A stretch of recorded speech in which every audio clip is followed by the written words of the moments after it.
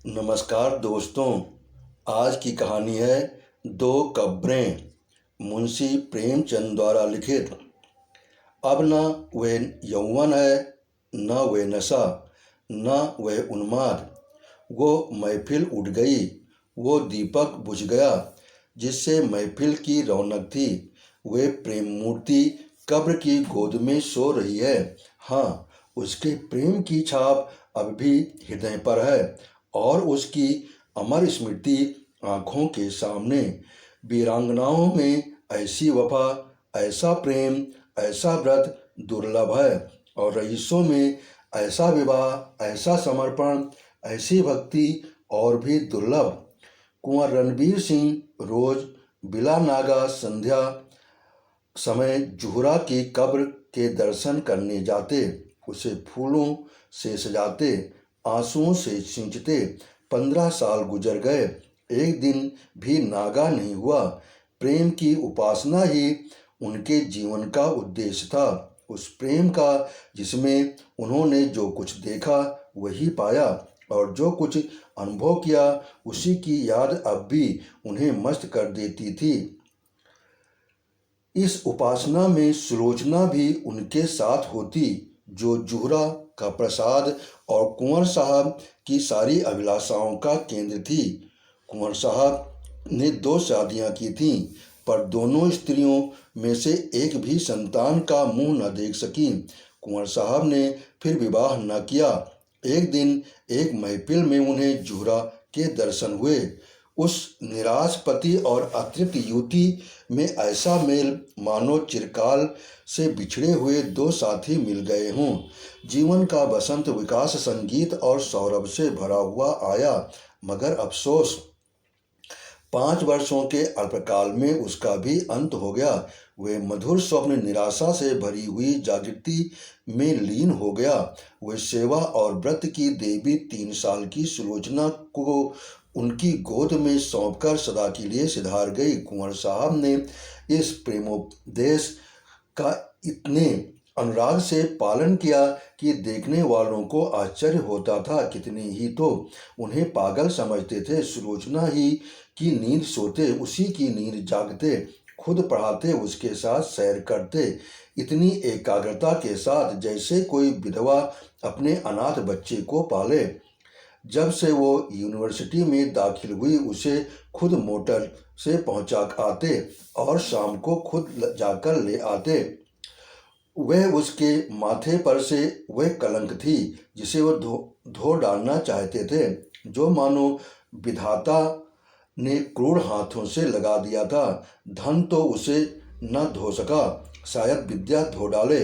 एक दिन शाम को कुंवर साहब जुहरा के मजार को फूलों से सजा रहे थे और सुलोचना कुछ दूर पर खड़ी अपने कुत्ते को गेंद खिला रही थी कि सहसा उसने अपने कॉलेज के प्रोफेसर डॉक्टर रामेंद्र को आते देखा। सकुचाकर मुंह फेर लिया, मानो उन्हें देखा नहीं। शंका हुई कहीं रामेंद्र इस मजार के विषय में कुछ पूछ न बैठे। यूनिवर्सिटी में दाखिल हुए उसे 1 साल हुआ। इस 1 साल में उसने प्रणय और विविधा रूपों की देख लिया था। कहीं कीड़ा थी, कहीं विनोद था, कहीं कुत्सा थी, कहीं लालसा थी, कहीं उच्छृंखलता थी, किंतु कहीं वह साहित्यता न थी जो प्रेम का मूल है।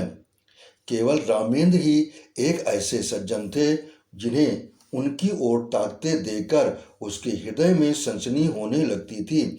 पर उसकी आंखों में कितनी विवशता, कितनी पराजय, कितनी वेदना छिपी होती थी। रामेंद्र ने कुंवर साहब की ओर देखकर कहा, तुम्हारे बाबा इस कब्र पर क्या कर रहे हैं? सुलोचना का चेहरा कानों तक लाल हो गया। बोली, वो उनकी पुरानी आदत है रामेंद्र। किसी महात्मा की समाधि है? सुलोचना ने इस सवाल को उड़ा देना चाहा। रामेंद्र ये तो जानते थे कि सुलोचना कुंवर साहब की दास्ता औरत की लड़की है, पर उन्हें यह ना मालूम था कि ये उसी की कब्र है और कुंवर साहब अतीत प्रेम के इतने उपासक थे। मगर ये प्रश्न उन्होंने बहुत धीमे स्वर में न किया था। कुंवर साहब जूते पहन रहे थे।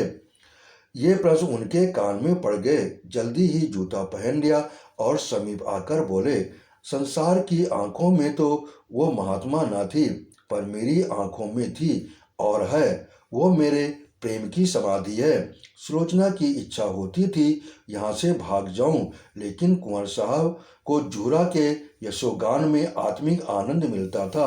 रामेंद्र का विस्मय देखकर बोले, इसमें वो देवी सो रही हैं जिसने मेरे जीवन को स्वर्ग बना दिया था। वो सुलोचना उसी का प्रसाद है। रामेंद्र ने कभी कब्र की तरफ देखकर आश्चर्य से कहा, अच्छा। कुंवर साहब ने मन में उस प्रेम का आनंद उठाते हुए कहा, वो जीवन ही और था प्रोफेसर साहब। ऐसी तपस्या मैंने और कहीं नहीं देखी। आपको फुर्सत हो तो मेरे साथ चलिए, आपको उन यौवन स्मृतियों। सुलोचना बोल उठी, वे सुनाने की चीज नहीं है दादा। कुंवर, मैं रामेंद्र बाबू को गैर नहीं समझता। रामेंद्र को प्रेम का वो अलौकिक रूप मनोविज्ञान का एक रत्न सा मालूम हुआ। वो कुंवर साहब के साथ ही उनके घर आए और कई घंटे तक उन हसरत में डूबी हुई प्रेम स्मृतियों को सुनते रहे, जो वरदान मांगने के लिए उन्हें साल भर से साहस न होता था, दुविधा में पड़कर रह जाते थे।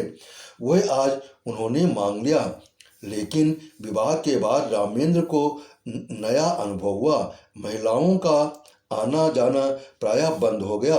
उनके साथ कई मर्द दोस्तों की आमदरफ्त बढ़ गई। दिन भर उनका तांता लगा रहता था। सुलोचना उनके आदर सत्कार में लगी रहती।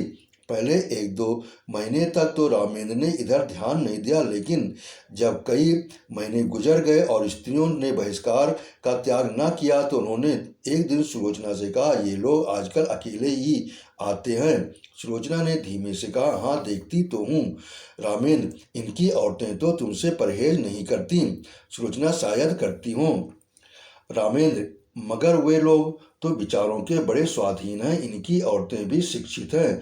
फिर वो क्या बात है? सुलोचना ने दबी जबान से कहा, मेरी समझ में कुछ नहीं आता। रामेंद्र ने कुछ देर असमंजस में पड़कर कहा, हम लोग किसी दूसरी जगह चले जाएं तो क्या हर्ज है? वहाँ तो कोई हमें ना जानता होगा। सुलोचना ने अबकी तीव्र स्वर में कहा, दूसरी जगह क्यों जाएं? हमने किसी का कुछ बिगाड़ा नहीं है, किसी से कुछ मांगते नहीं। जिसे आना हो आए, ना आना हो ना आए, क्यों मुंह क्यों छिपाएं? धीरे धीरे रामेंद्र पर एक और रहस्य खुलने लगा, जो महिलाओं के व्यवहार से कहीं अधिक घृणास्पद और अपमानजनक था। रामेंद्र को अब मालूम होने लगा कि महाशय जो आते हैं और घंटे बैठे सामाजिक और राजनीतिक प्रश्नों पर बहसें किया करते हैं, वे वास्तव में विचार विनिमय के लिए नहीं, बल्कि रूप की उपासना के लिए आते हैं। उनकी आंखें सुलोचना को खोजती रहती हैं, उनके कान उसी की ओर लगे रहते हैं। उसकी रूप माधुरी का आनंद उठाना ही उनका अभीष्ट है। यहाँ उन्हें ये संकोच नहीं होता कि किसी भले आदमी की बहू बेटी की ओर आंखें नहीं उठने देता। शायद वे सोचते हैं यहाँ उन्हें कोई रोक टोक नहीं है। कभी कभी जब रामेंद्र की अमृति में कोई महाशय आ जाते तो सुलोचना को बड़ी कठिन परीक्षा का सामना करना पड़ता। अपनी चितवनों से, अपने कुत्सित संकेतों से, अपनी रहस्यमयी बातों से, अपनी लंबी सांसों से उसे दिखाना चाहते थे कि हम भी तुम्हारी कृपा के भिखारी हैं। अगर रामेंद्र का तुम पर 16वां आना अधिकार है तो थोड़ी सी दक्षिणा के अधिकारी हम भी हैं। सुलोचना उस वक्त जहर का घूंट पीकर रह जाती। जब तक रामेंद्र और सुलोचना दोनों क्लब जाया करते थे, वहाँ उदार सज्जनों का अच्छा जमघट रहता था। जब तक रामेंद्र को किसी ओर से संदेह न था, वो उसे आग्रह करके अपने साथ ले जाते थे। सुलोचना के पहुँचते ही वहाँ एक स्फूर्ति सी उत्पन्न हो जाती थी। जिस मेज पर सुलोचना बैठती, उसे लोग घेर लेते थे। कभी कभी सुलोचना गाती थी। उस वक्त सब के सब उन्मत्त हो जाते। क्लब में महिलाओं की संख्या अधिक न थी, मुश्किल से 5-6 लेडियां आती थीं, मगर वे भी सुलोचना से दूर दूर रहती थीं। बल्कि अपनी भावभंगनाओं और कटाक्षों से वे उसे जता देना चाहती थी कि तुम पुरुषों का दिल खुश करो, हम कुलवधुओं के पास तुम नहीं आ सकती। लेकिन जब रामेंद्र पर इस कटु सत्य का प्रकाश हुआ तो उन्होंने क्लब जाना छोड़ दिया, मित्रों के यहाँ आना जाना भी बंद कर दिया और अपने यहाँ आने वालों की भी उपेक्षा करने लगे। वो चाहते थे कि मेरे एकांतवास में कोई विघ्न न डाले। आखिर उन्होंने बाहर आना जाना छोड़ दिया। अपने चारों ओर छल कपट का जाल सा बिछा हुआ मालूम होता था। किसी पर विश्वास न कर सकते थे, किसी से सद्व्यवहार की आशा नहीं सोचते। ऐसे धूर्त कपटी दोस्ती की आड़ में गला काटने वाले आदमियों से मिल ही क्यों गए। वे स्वभाव से मिलनसार आदमी थे, पक्के यारबाज। यह एकांतवास जहाँ न कोई शहर थी, न विनोद, न कोई चहल पहल, उनके लिए कठिन कारावास से कम न था। यद्यपि कर्म और वचन से सुलोचना की दिलजोई करते रहते थे, लेकिन सुलोचना की सूक्ष्म और सशंक आंखों से अब ये बात छिपी न थी कि अवस्था के लिए दिन दिन असह्य होती जाती थी। वो दिल में सोचती, इनकी ये दशा मेरे ही कारण तो है, मैं ही तो इन जीवन का कांटा हो गई, इनके जीवन का कांटा हो गई। एक दिन उसने रामेन से कहा, आजकल क्लब क्यों नहीं चलते? कई सप्ताह हुए घर से निकलते तक नहीं। रामेन ने बेदिली से कहा, मेरा जी नहीं, कहीं जाने को नहीं चाहता। अपना घर सबसे अच्छा है सुलोचना, जी तो उबता ही होगा। मेरे कारण ये तपस्या क्यों करते हो? मैं तो न जाऊंगी। तुम स्त्रियों उन स्त्रियों से मुझे घृणा होती है, उनसे एक भी ऐसी नहीं जिसके दामन पर काले दाग ना हो, लेकिन सब सीता बनी फिरती हैं। मुझे तो उनकी सूरत से चिढ़ हो गई है। मगर तुम क्यों नहीं जाते?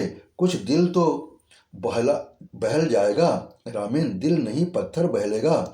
जब अंदर आग लगी हुई हो तो बाहर शांति कहाँ? सुलोचना चौंक पड़ी। आज पहली बार उसने रामेंद्र के मुंह से ऐसी बात सुनी।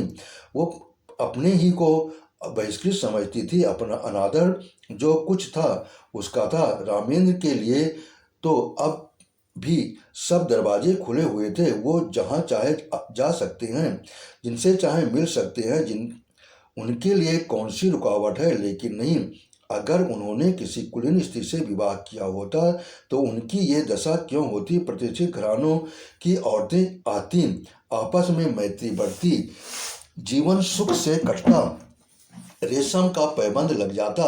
अब तो उसमें टाट का पैबंद लग गया। मैंने आकर सारे तालाब को गंदा कर दिया।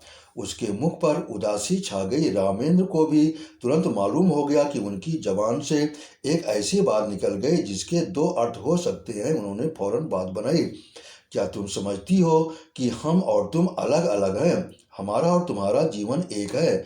जहाँ तुम्हारा आदर नहीं वहाँ मैं कैसे जा सकता हूँ? फिर मुझे भी समाज में इन रंगे सियारों से घृणा हो रही है। मैं इन सबों के कच्चे चिट्टे जानता हूँ। पद या उपाधि या धन से किसी की आत्मा शुद्ध नहीं हो जाती। जो ये लोग करते हैं वो अगर कोई नीचे दर्जे का आदमी करता, उसे कहीं मुंह दिखाने की हिम्मत न होती। मगर ये लोग अपनी सारी बुराइयां उदारतावाद के पर्दे में छिपाते हैं। इन लोगों से दूर रहना ही अच्छा। सुलोचना का चित्त शांत हो गया। दूसरे साल सुलोचना की गोद में एक चांदसी बालिका का उदय हुआ। उसका नाम रखा शोभा। कुंवर साहब का स्वास्थ्य इन दिनों कुछ अच्छा न था। मसूरी गए थे। ये खबर पाते ही रामेंद्र को ताड़ दिया कि जच्चा बच्चा को लेकर यहाँ आ जाओ। लेकिन रामेंद्र इस अवसर पर न जाना चाहते थे। अपने मित्रों की सज्जनता और उदारता की अंतिम परीक्षा लेने का इससे अच्छा और कौन सा अवसर हो सकता था? सलाह दी, एक शानदार दावत दी जाए। प्रोग्राम में संगीत भी शामिल था। कई अच्छे अच्छे गवैये बुलाए गए। अंग्रेजी, हिंदुस्तानी, मुसलमानी सभी प्रकार के भोजनों का प्रबंध किया गया। कुंवर साहब गिरते पड़ते मसूरी से आए। उसी दिन दावत थी। नियत समय पर निमंत्रित लोग एक एक करके आने लगे। कुंवर साहब स्वयं उनका स्वागत कर रहे थे।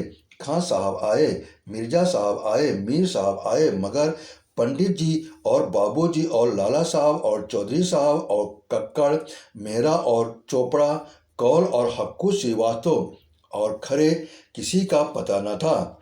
ये सभी लोग होटलों में सब कुछ खाते थे, अंडे और शराब उड़ाते थे। इस विषय में किसी तरह का विवेक का विचार न करते थे। फिर आज क्यों तशरीफ नहीं लाए? इसलिए नहीं कि छूत छात का विचार था, बल्कि इसलिए कि वो अपनी उपस्थिति को इस विवाह के समर्थन का सनद समझते थे और वो सनद देने की उनकी इच्छा न थी। 10 बजे रात तक कुंवर साहब फाटक पर खड़े रहे। जब उस वक्त तक कोई न आया तो कुंवर साहब ने आकर रामेन से कहा, अब लोगों का इंतजार फजूल है, मुसलमानों को खिला दो और बाकी सामान गरीबों को दिला दो।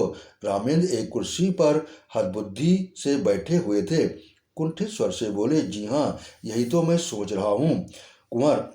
मैंने तो पहले ही समझ लिया था, हमारी तौहीन नहीं हुई, उन लोगों की कलई खुल गई। रामेन, खैर परीक्षा तो हो गई, कहिए तो अभी जाकर एक एक की खबर लूँ। कुंवर साहब ने विस्मित होकर कहा, क्या उनके घर जाकर? रामेन, जी हाँ, पूछूं कि आप लोगों को समाज सुधारक का राग अलापते फिरते हैं, वो किस बल पर? कुंवर, व्यर्थ है, जाकर आराम से लेटो। नेक और बद की सबसे बड़ी पहचान अपना दिल है। अगर हमारा दिल गवाही दे कि यह काम बुरा नहीं, तो फिर सारी दुनिया मुंह फेर ले, हमें किसी की परवाह न करनी चाहिए। रामेन, लेकिन मैं इन लोगों को यूं न छोड़ूंगा, एक एक की बखिया उधेड़ कर न रख दूं तो नाम नहीं। यह कहकर उन्होंने पत्तल और सकोरे उठवा उठवा कर कंगालों को देना शुरू कर दिया।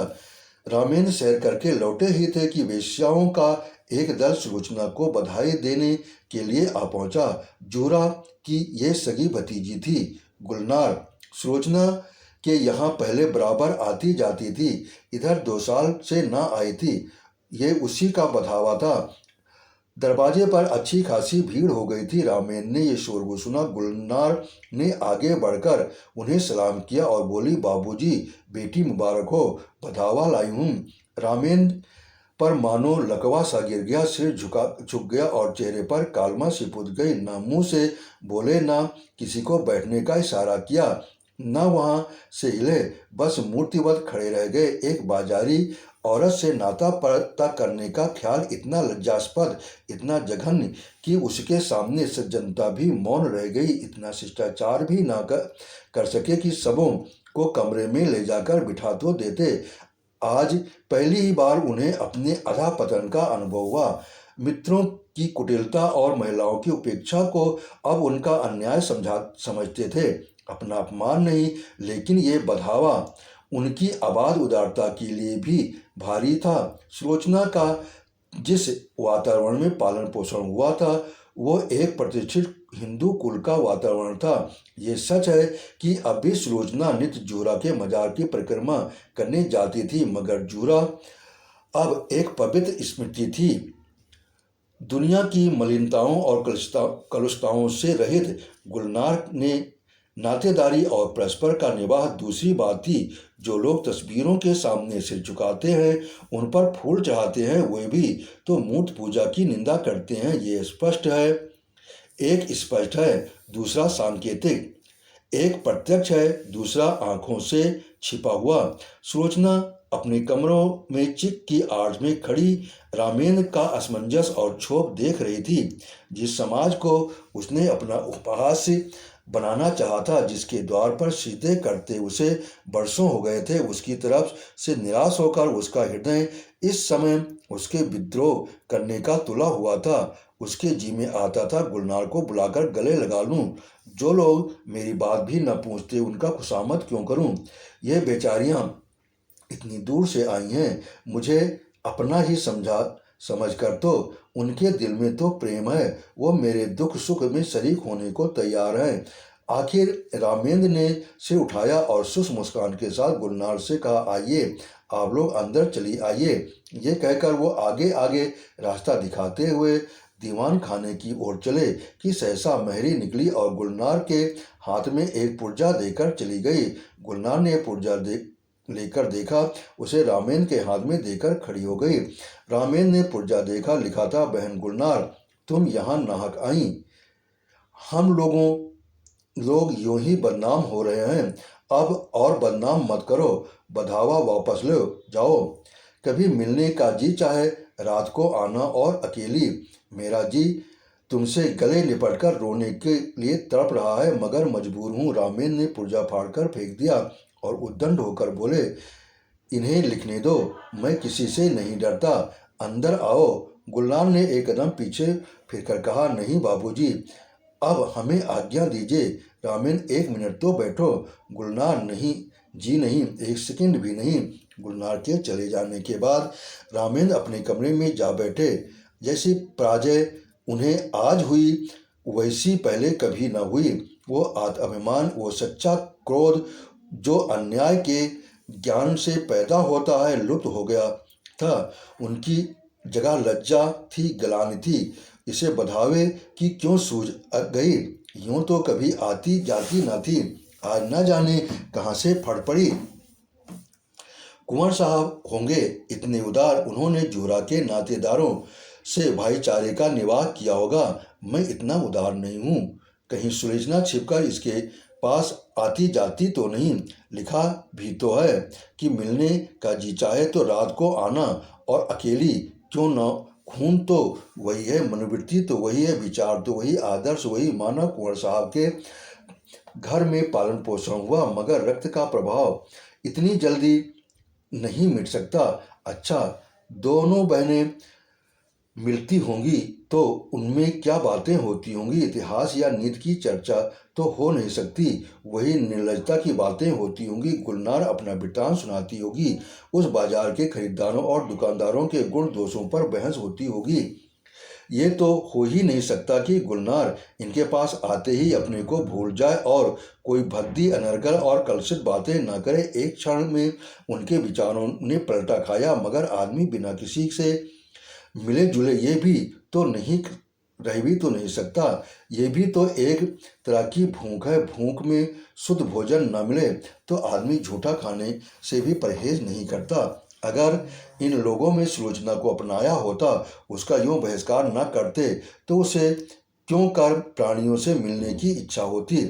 उसका कोई दोष नहीं, ये सारा दोष परिस्थितियों का है जो हमारे अतीत को याद दिलाती रहती है। रामेंद्र इन्हीं विचारों में पड़े हुए थे कि कुंवर साहब आ पहुंचे और कटु स्वर में बोले, मैंने सुना है गुलनार अभी बधावा लाई थी, तुमने उसे लौटा दिया। रामेंद्र का विरोध सजीव होता बोले, मैंने तो नहीं लौटाया, सुलोचना ने लौटाया, पर मैंने ख्याल में अच्छा किया। कुंवर, तो ये कहो तुम्हारा इशारा था, तुमने इन पतितों को अपनी ओर खींचने का कितना अच्छा अवसर हाथ से खो दिया। सुलोचना को देखकर जो कुछ असर पड़ा वो तुमने मिटा दिया। वो बहुत संभव था कि वो प्रतिष्ठित आदमी से नाता रखने का अभिमान उसके जीवन में एक नए युग का आरंभ करता, मगर तुमने इन बातों पर जरा भी ध्यान नहीं दिया। रामेंद्र ने कोई जवाब नहीं दिया। कुंवर साहब जरा उत्तेजित होकर बोले, आप लोग ये क्यों भूल जाते हैं कि हर एक बुराई मजबूरी से होती है। चोर इसलिए चोरी नहीं करता कि चोरी में उसे विशेष आनंद आता है, बल्कि केवल इसलिए कि जरूरत उसे मजबूर कर देती है। हाँ, वो जरूरत वास्तविक है या काल्पनिक, इसमें मतभेद हो सकता है। स्त्री के मैके आते समय कोई गहना बनवाना एक आदमी के लिए जरूरी हो सकता है, दूसरे के लिए बिल्कुल गैर जरूरी। क्षुधा से व्यथित होकर एक आदमी अपना ईमान खो सकता है, दूसरा मर जाएगा पर किसी के सामने हाथ न फैलाएगा। पर प्रकृति का ये नियम और आप जैसे विद्वानों को न भूलना चाहिए कि जीवन लालसा प्राणी मात्र में व्यापक है। जिंदा रहने के लिए आदमी सब कुछ कर सकता है। जिंदा रहने जितना ही कठिन होगा, बुराइयां भी उतनी मात्रा में बढ़ेंगी। जितना ही आसान होगा उतना ही बुराइयां कम होंगी।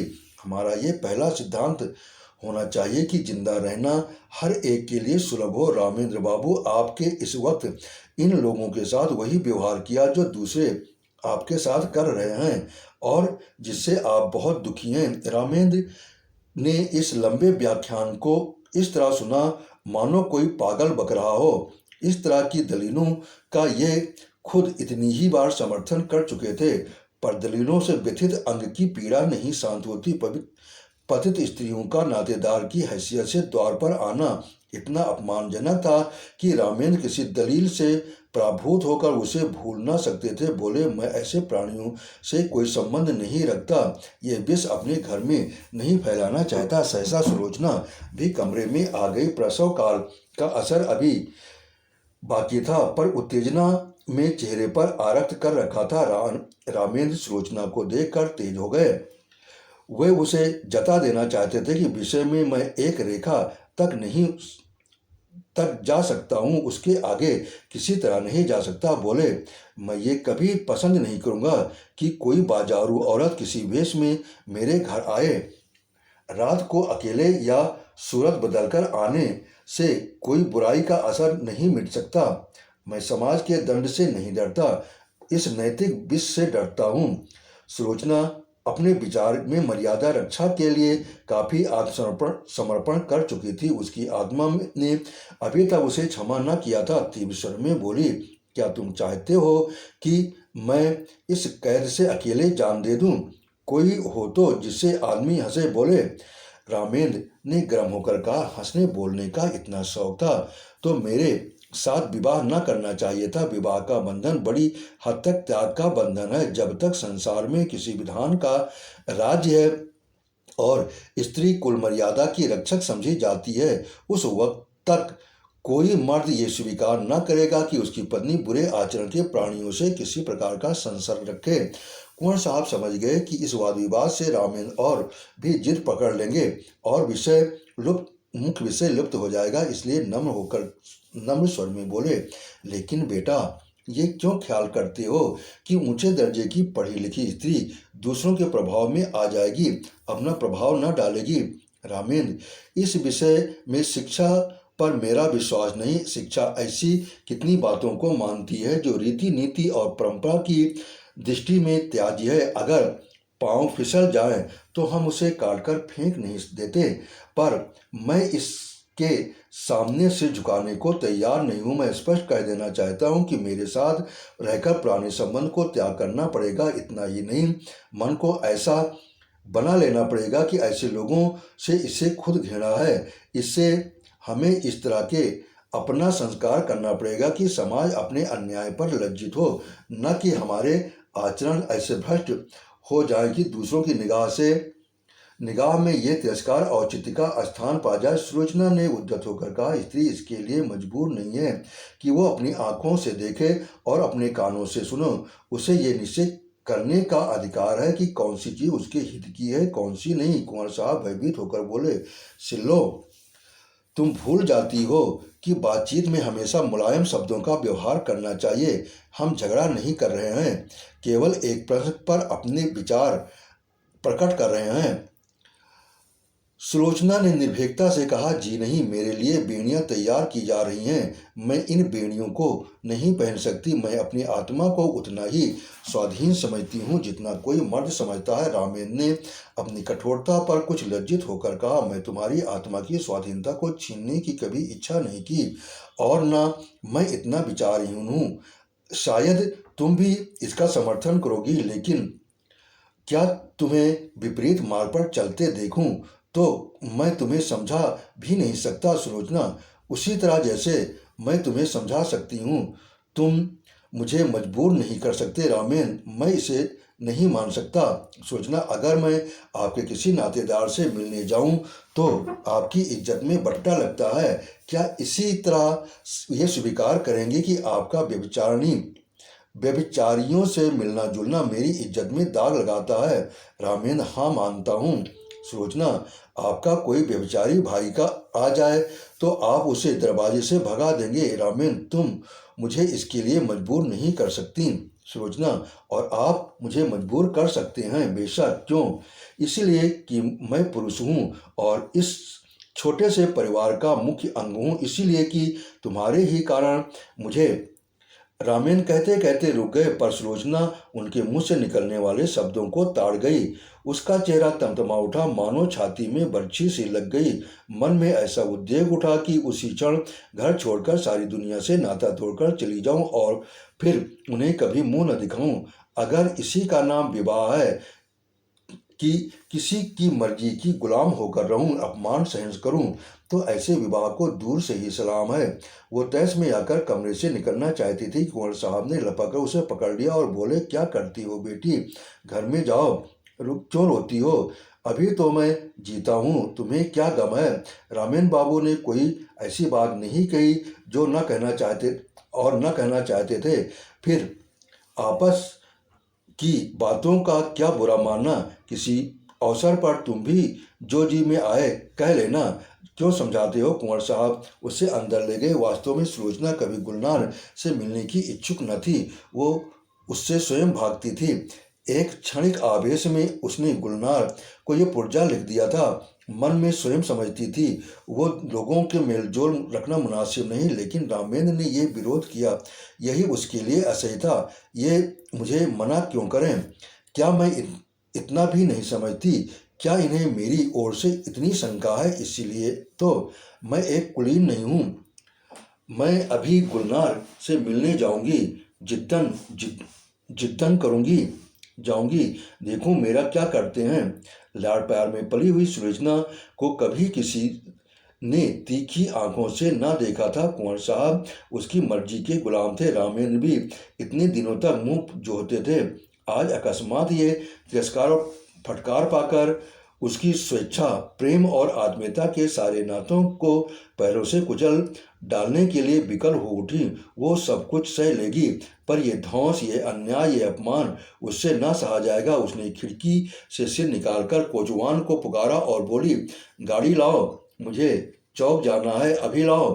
कुंवर साहब ने चुमकार कर कहा, बेटी सिल्लो, क्या कर रही हो? मेरे ऊपर दया करो, इस वक्त कहीं मत जाओ, नहीं हमेशा के लिए पछताना पड़ेगा। रामेंद्र बाबू भी बड़े गुस्सेवर आदमी हैं, फिर तुमसे बड़े हैं, ज़्यादा विचारवान हैं, उन्हीं का कहना मान जाओ।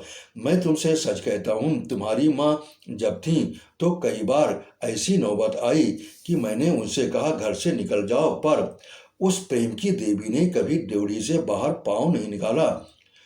इस वक्त धैर्य से काम लो, मुझे विश्वास है जरा देर में रामेंद्र बाबू खुद लज्जित होकर तुम्हारे पास अपराध क्षमा कराने आएंगे। सहसा रामेंद्र ने आकर पूछा, गाड़ी क्यों मंगवाई? कहाँ जा रही हो? रामेंद्र का चेहरा इतना क्रोधोन्मत्त हो रहा था कि सुलोचना सहम उठी। दोनों आंखों से ज्वाला निकल रही थी, नत्थे फड़क रहे थे, पिंडलियां कांप रही थी। वो कहने की हिम्मत न पड़ी कि गुलनार के घर जाती हूँ। गुलनार का नाम सुनते ही शायद वो मेरी गर्दन पर सवार हो जाएंगे, इस वजह से वो कांप उठी। आत्मरक्षा का भाव प्रबल हो गया। बोली, जरा अम्मा के मजार तक जाऊंगी। रामेंद्र ने डांट कर कहा, कोई जरूरत नहीं वहां जाने की। सुलोचना ने कातर स्वर में कहा, क्यों, अम्मा के मजार तक जाने की भी रोक है? रामेंद्र ने उसी स्वर में कहा, हाँ सुलोचना, तो फिर अपना घर संभालो, मैं जाती हूँ। रामेंद्र, जाओ, तुम्हारे लिए क्या ये न सही दूसरा घर सही? अभी तक तस्मा बाकी था, वो कट गया। यूं शायद सुलोचना वहां से कुंवर साहब के बंगले पर जाती, 2-4 दिन रूठी रहती, फिर रामेंद्र उसे मना लाते और मामला तय हो जाता। लेकिन इस चोट ने समझौते और संधि की जड़ काट दी। सुलोचना दरवाजे तक पहुंची थी, वहीं चित्र लिखित सी खड़ी रह गई, मानो किसी ऋषि के शाप ने उसके प्राण खींच लिए हों। वहीं बैठ गई, कुछ न बोल सकी, न कुछ सोच सकी। जिसके सिर पर बिजली गिर पड़ी हो, वो क्या सोचे, क्या रोए, क्या बोले? रामेंद्र के वे शब्द बिजली से कहीं अधिक घातक थे। सोचना कब तक वहां बैठी रही, उसे कुछ खबर न थी। जब उसे कुछ होश आया तो घर में सन्नाटा छाया हुआ था। घड़ी की तरफ आंख उठी, 1 बज रहा था। सामने आराम कुर्सी पर कुंवर साहब नवजात शिशु को गोद में लिए सो रहे थे। सुलोचना ने उठकर बरामदे में झांका। रामेंद्र अपने पलंग पर लेटे हुए थे। उसके जी में आया, इसी वक्त इन्हीं के सामने जाकर कलेजे में छुरी मार लूं और इन्हीं के सामने तड़प तड़प कर मर जाऊं। वो घातक शब्द याद आ गए। उनके मुंह से ऐसे शब्द निकले क्यों कर? इतने चतुर, इतने उदार और इतने विचारशील होकर भी ये जुबान पर ऐसे शब्द क्यों कर ला सके? उसका सारा सतीत्व भारतीय आदर्शों की गोद में पली हुई भूमि पर आसक्त पड़ी हुई अपनी दीनता पर रो रहा था। वो सोच रही थी, अगर मेरे नाम पर यह दाग ना होता तो मैं कुलीन होती, तो क्या ये सब इनके मुंह से निकल सकते थे? लेकिन मैं बदनाम हूँ, दलित हूँ, त्याज्य हूँ, मुझे सब कुछ कहा जा सकता है। उफ, इतना कठोर! क्या ये किसी दशा में भी रामेंद्र पर इतना कठोर प्रहार कर सकती थी? बरामदे में बिजली की रोशनी थी। रामेंद्र के मुख पर क्षोभ या ग्लानि का नाम भी न था। क्रोध की कठोरता अब तक उसके मुख को विकृति किए हुए थी। शायद इन आंखों में आंसू देखकर अब भी सुलोचना के आहत हृदय की तस्कीन होती, लेकिन वहां तो अभी तक तलवार खिंची हुई थी। उनकी आंखों में सारा संसार सूना हो गया था। सुलोचना अपने कमरे में आई। कुंवर साहब की आंखें अब भी बंद थीं। कुछ चंद घंटों ही में उनका तेजस्वी मुख कांतिहीन हो गया था। गालों पर आंसुओं की रेखाएं सूख गई थी। सुलोचना ने उनके पैरों के पास बैठकर सच्ची भक्ति के आंसू बहाए। हाय, मुझ अभागिनी के लिए उन्होंने कौन कौन से कष्ट नहीं झेले, कौन कौन से अपमान नहीं सहे। अपना सारा जीवन ही मुझ पर अर्पण कर दिया, और उसका ये हृदय विदारक अंत। सुलोचना ने अपनी बच्ची को देखा, मगर उसका गुलाब सा विकसित मुख देखकर भी उसके हृदय में ममता की तरंग न उठी। उसने उसकी तरफ से मुंह फेर लिया। यही वो अपमान की मूर्तिमान वेदना है जो इतने दिनों मुझे भोगनी पड़ी। मैं इसके लिए क्यों अपने प्राण संकट में डालूं? अगर उसके निर्दयी पिता को उससे प्रेम है तो उसको पाले, और एक दिन वो भी उसी तरह रोए जिस तरह आज मेरे पिता को रोना पड़ रहा है। ईश्वर, सब अब की अगर जन्म देना तो किसी भले आदमी के घर जन्म देना। जहाँ जूहरा का मजार था उसी बगल में एक दूसरा मजार बना हुआ है।